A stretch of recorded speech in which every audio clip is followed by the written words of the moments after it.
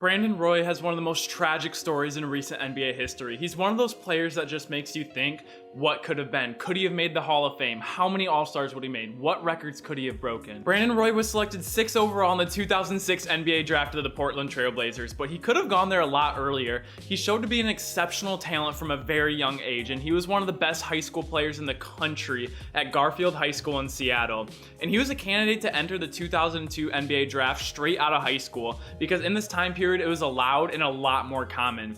But he ended up staying all 4 years at the University of Washington. He was gonna enter the draft after his junior year, but his teammate in college, Nate Robinson, and a high school senior commit to Washington were both declaring for the NBA draft, so he saw this as an opportunity to raise his draft stock because he would be the sole star on the team, which was an amazing choice. He averaged 20 points, he became an All-American, he was named Pac-10 Player of the Year, and has raised his draft stock a ton. Very quickly, if you guys enjoy daily NBA content, I highly recommend subscribing. We post every day on the channel. We're trying to grow to 500 subscribers by the end of the month. Back to it. He would go on to have an amazing rookie year with the Trailblazers. He missed 20 games early on because of an impingement in his left heel, but he ended up averaging 16.8 points, 4.5 rebounds, and shot a very high percentage from the field and from three. He won Rookie of the Month in January, February, and March, and he was named Rookie of the Year with 127 out of 128 first place votes, so almost unanimously. I don't know who the other guy was, but Brandon Roy was clearly the answer. He showed so much promise and drew a ton of hype around the league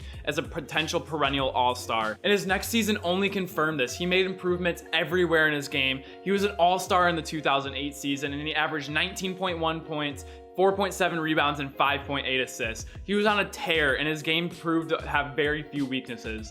And in the 2008 preseason, he had a 20-minute minor procedure on his knee to get rid of some cartilage that had been bothering him, and he missed some games, but came back and he was on a tear. He was having career numbers. Starting off with a career night, he scored a career-high 52 points against the Phoenix Suns. He was 14 of 27, 19 of 21 from the free throw line, and 5 from 7 from the three-point line. He had become a bona fide superstar. He had a few staple games like this that season. He was taking the NBA by storm, giving defenders problems night in and night out. He would make his second All-Star appearance this year, and he was second team All-NBA. And he was the first Blazer to do so since 1992, so I'm pretty confident in saying that Blazers fans were very excited about their future. And he didn't lose any steam going into the next season. He got even better. He returned to the All-Star game for the third straight year and was third team All-NBA. But injuries would start to nag him this season. He had a hamstring injury early on in January and re-injured the same hamstring just a week later.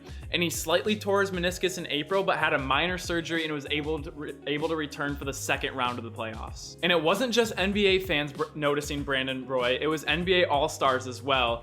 And even Kobe Bryant gave his praises to Brandon Roy. On a radio show, Kobe was interviewed and he was asked, who is the toughest player to guard in the Western Conference? And Kobe didn't even hesitate. He said, Roy.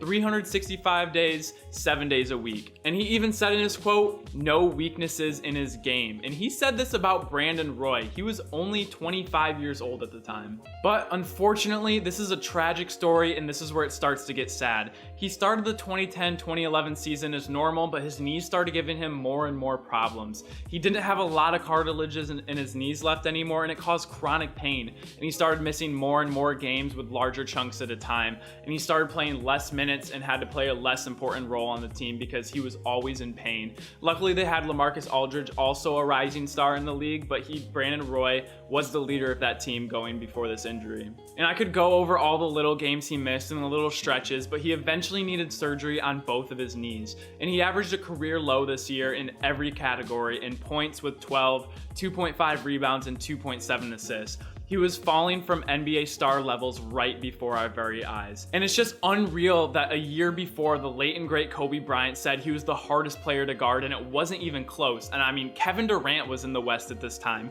And we know Kobe doesn't give out compliments freely like this, so you know there wasn't any sugarcoat about it. Kobe honestly believed it. But unfortunately, his knees got so bad that there was no longer any cartilage left, and even the smallest movements were causing him pain. And as an NBA fan, this is just devastating to watch. And before the 2011 season, we all know this is the lockout season, but even before the delayed season started, Brandon Roy announced that he was going to retire from the NBA. I mean, we've seen this before. We've seen NBA stars become hindered by injury, but never anything like this before. Right before our very eyes, we saw a perennial All-Star and potential Hall of Fame player retire in his prime at the age of 27. Thank you guys so much for watching. This video was a lot of fun to do. I mean, personally, I think Brandon Roy gets forgotten a lot, and not only forgotten even in general, but how good he was. He was putting up 50, 35, 40-point games left and right, averaging 23 points. He was a young and promising All-Star, and he was a very good shooter as well. He shot a lot of three-point attempts, had a very high percentage. But let me know if you guys want me to do another one. I could do, I was thinking about Derrick Rose. He kind of fits this, but he didn't actually like retire. He's been playing for years and years after his injury. But thank you guys so much for tuning in. Make sure to like, comment, subscribe if you like content like this. We post once or twice a day, so it's a real grind. Thank you guys so much for tuning in, and I'll see you all tomorrow. Peace.